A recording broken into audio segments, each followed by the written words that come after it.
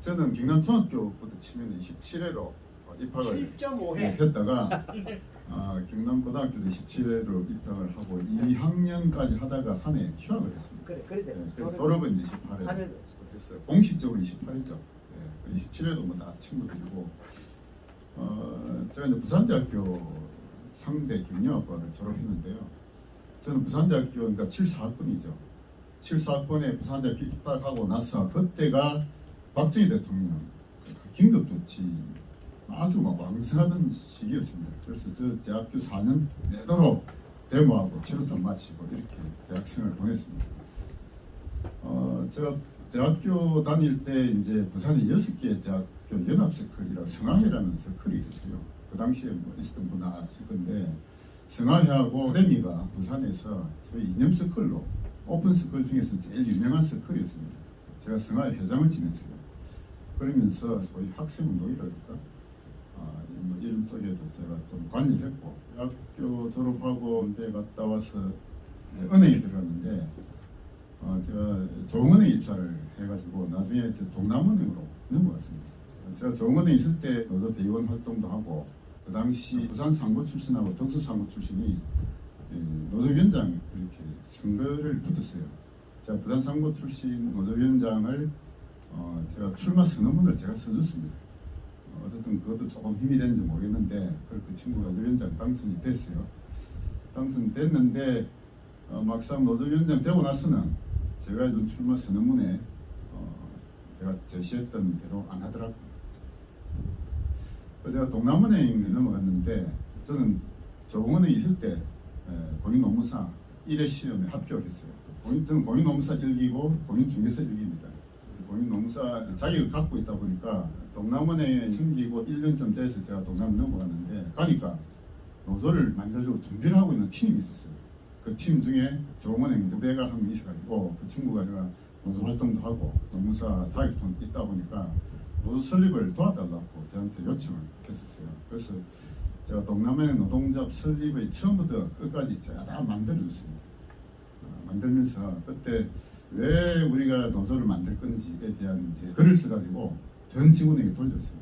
제가 글을 한 10편 정도 쓴 것 같은데 그 글은 지금은 찾지를 못하고 있는데 어떤 거기에 노동조합의 설립의 어떤 취지와 노동조합이 앞으로 어떻게 할 건지에 대한 방향을 제가 다 제시를 했거든요.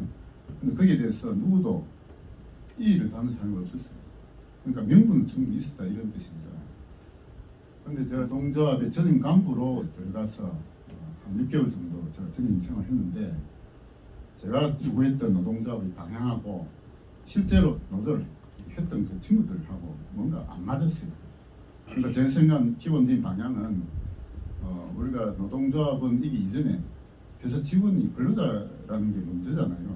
그래서 우선 이 회사가 은행이 먼저 고객으로부터 사당을 받고 은행이 좀 더 성장하고 커져야 그 파이가 전체 커져야 우리 근로자들도 함께 복지나 임금이 올라간다 이런 이제 생각을 저는 기본적으로 가지고 있었고 그런데 다른 친구들은 전체적인 은행이 크고 아니고 이거는 막 별 신경 안 쓰고 우선 당장 임금 올리고 승진한 건 이제 그게 보는 시야가 굉장히 좀 좁았죠. 저는 이제 장기적인 관점에서 이제 노동조합 활동도 그렇게 해야 된다라고 주장을 했는데 어쨌든 제가 생각하는 방향하고 실제로 노동자 간부들하고 방향이 안 맞았어요. 그래서 한 6개월 정도 있으면서 이 노동자 간부들 제가 교육을 시켜주고 모든 노력을 했습니다. 노력했는데 결과적으로 안 바뀌더라고요. 그래서 제가 이제 노동자 활동을 그만두고 은행에 복귀를 했는데 그때 노동자 활동을 적극적으로 하고자 했던 이유가 노태우 대통령이 당선되고 6.25 선언하고 나서 노사 쟁의가 전국적으로 엄청 이제 벌어졌죠. 근데 초기에 노동자 활동은 주로 블루칼라 현장 노동자들 중심으로 움직이다가 그게 한 4, 5년 가다가 그 다음에는 이게 노동조합의 주도권이 화이트칼라 쪽으로 넘어왔어요. 그래서 윤노조위원장이 한국노총위원장을 많이 갔거든요. 동남은행은 작은 은행이지만 노동조합의 운동 방향을 제가 바꿀 수 있겠다는 제 가능성을 가지고 이제 제가 노조 활동을 했는데 결과적으로 실제로 바꾸지는 못했습니다. 그게 벌써 뭐 한 30년, 40년 됐죠. 지금도 저는 좀 아쉬워해요. 우리나라 노동자 활동이 방향이 그때 제가 이제 생각하는 방향으로 만약에 바뀌었다면, 그리고 그게 전 금융기관 노조에 좀 확산됐다면 우리나라 노사관계도 상당히 달라졌을 것이다 이런 생각을 합니다. 그런데 뭐 그거는 이미 지나간 거고, 제가 노무사 생활을 한 지가 올해로서 만 23년째 노무사를 하고 있는데, 제가 노무사 시험 칠 때만 하더라도 근로자는 약자고 사용자는 강자이기 때문에 근로자를 위해서 내가 뭔가 좀 해야 되겠다 이런 어떤 의식이 있었어요. 그래서 사건을 하다 보니까 근로자가 주장하는 사건을 맡다 보면 사용자 얘기 들어봐야 되잖아요. 사용자 얘기 들어보면은 근로자 말이 100% 타당하지만 않는 경우가 굉장히 많았어요. 그래서 이 얘기를 듣다 보면은 전체적인 시각이 생기잖아요. 근로자 주장하는 건 자기가 주장하는 그 바운다리를 벗어나기 굉장히 힘들고 한데, 사용자는 보다 보는 관점이 조금 이제 광범위합니다. 기업의 장기적인 관점도 가지고 있기 때문에 사건을 진행하면 할수록 이게 이 근로자만을 위해서 이렇게 일을 하는 게 옳은 것이 아니구나, 사용자의 얘기를 들어봐야 되겠다, 이런 생각이 점점점 이제 많아졌죠. 우리나라에서 노동관계 사건을 하다 보면은 대다수의 기관들이 다 근로자 편입니다. 근로자가 일단은 인원수가 많기 때문에 표가 있어가지고, 첫째 정치인들이 대체로 노동자 편을 들고 있어요. 정치인뿐만 아니라 실제로 노동부나 언론, 뭐 검찰, 법원, 제가 사건 해보면은 근로자 편을 드는 쪽이 훨씬 많습니다. 그리고 노동부 사건을 하다 보면은 근로자가 주장하는 게 타당하지 않다 하더라도 노동부 근로감독관이 실제로 어떤 관점에서 사건을 처리하나 하면은, 일단 근로자의 주장이 아무리 타당하지 않다 하더라도 일방적으로 그것을 이렇게 배치하는 경우가 거의 없어요. 사용자에게 일단 사용자에게 양보를 보통 요구를 합니다. 사용자가 요구를 하더라도 사용자가 강자고 돈이 있으니까 돈을 좀 주고 합의봐라. 다 대부분 노동관들이 그렇게 사건 처리를 하고 있거든요. 사건을 하면 할수록 우리나라 노동법이 법 자체가 너무나 좀 기울어져 있고, 또 실제로 사건을 치는 현장도 감독관도 그렇고 검찰도 그렇고 법원도 그렇고, 소위 좌파 정권이 이제 정권을 잡으면 법원도 막 바뀝니다. 법원도 막 바뀌어가지고 이게 너무나 기울어지는 동작이다. 이런 거를 제가 사건 하면 할수록 느껴요. 해고 같은 사건 제가 많이 다뤄봤는데, 부당 해고 구제 신청을 하면은 실제로 이제 제가 사건을 뭐 수십 건 했죠. 그동안에 제가 사장이라도 자르고 싶은 사람이 대부분이에요. 그런데도 노동위원회 가면은 부당해고 사건은 대부분 사용자 집니다. 실제로 법원에 가서도 뭐 그렇고, 제가 법을 바꿀 수 있는 그런 힘은 없지만 우리 현장에서 우리 사용자 입장에서 좀 제대로 노무관리를 해야 되겠다, 저는 그런 마음을 먹고 거의 노무사 처음 시작한 지 한 5년쯤 되면서부터 제가 그런 생각을 하게 됐어요. 그래서 이제 그때부터는 이 사업주를 위하는 그런 것도 우리 좀 있어야 되겠다. 우리나라에 전체적으로 따져봐도 사업주를 위하는 기관 자체가 없어요, 우리나라에. 그래서 내라도 그 일을 해야 되겠다, 이런 생각을 하고 지금까지 해오고 있습니다. 사업주 입장이 사업주를 위한다는 게 아니라 사업주 입장에서 그러니까 보는 관점이 이제 훨씬 장기적인 관점을 가지고 있다, 이런 뜻으로 보시면 되겠죠.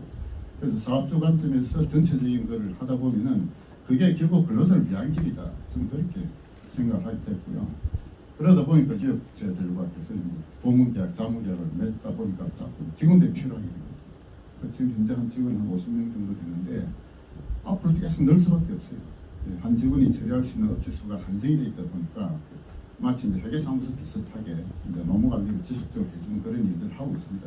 사건을 이제 접하다 보면은 이거는 뭐 명백하게 사업주가 지는 사건들이 많거든요, 실제로. 특히 부당해고 사건이 대부분 그렇습니다. 사업주가 저 친구 잘라야 되겠다고 막 그만두라고 했는데 막상 사건이 들어오면은 지는 게 뻔해요. 그러면 우리는 사건의 처리를 더 이상 하면 결국 사업자가 손해거든요. 그러면 이거 빨리 복제시키고 해결하라고 하고, 저는 질 사건은 안 맞습니다. 이 짓기 떠난데 뭐 맡아봐야 됩니까? 질 사건을 맡으면 안 된다고 생각해요. 근데 실제로 사건 하다 보면은 질 사건도 맞는 사람이 훨씬 많아요.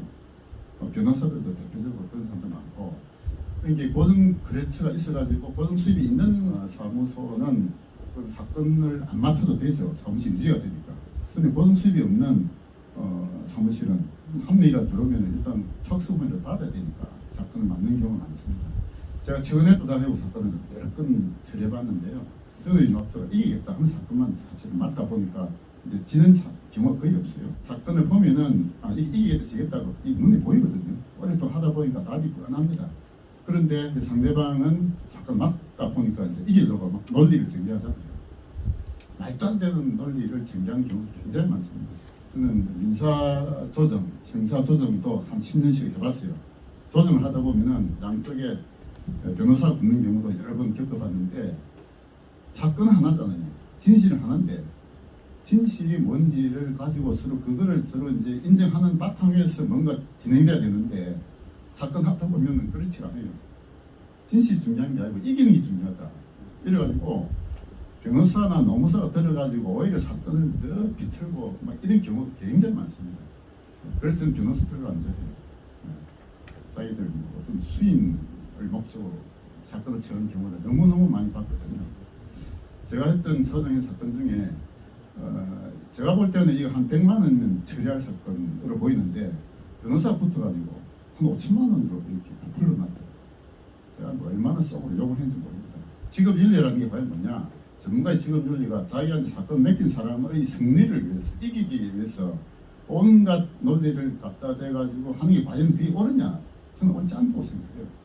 전문가가 되면은 보아가지고 이게 이길 사건이다, 질 사건이다, 결과가 어느 정도 나오면은 그리고 진실은 무엇이다 하는 걸 먼저 인정하고 그걸 바탕에서 뭔가 논리가 전개돼야 되는데 제가 겪어본 변호사나 노무사들은 그런 사람보다도 오히려 자기가 맡긴 사건에 어떤 이기게 하기 위해서 그럼 우선 그건 결국은 그 사람을 도와주는 것은 아니라고 생각하거든요. 근데 이기게 하기 위해서 우선 착수금을 받고 일을 하는 거예요. 그러니까 그 전개된 논리가 막 얼토납도 않은 논리를 막 갖다 붙이는 경우가 너무너무 많습니다. 지금 뭐 정치권도 그렇잖아요. 그래서 진실을 바탕으로 어떤 일을 해야 되겠다. 저는 항상 그런 생각을 하고 있어요.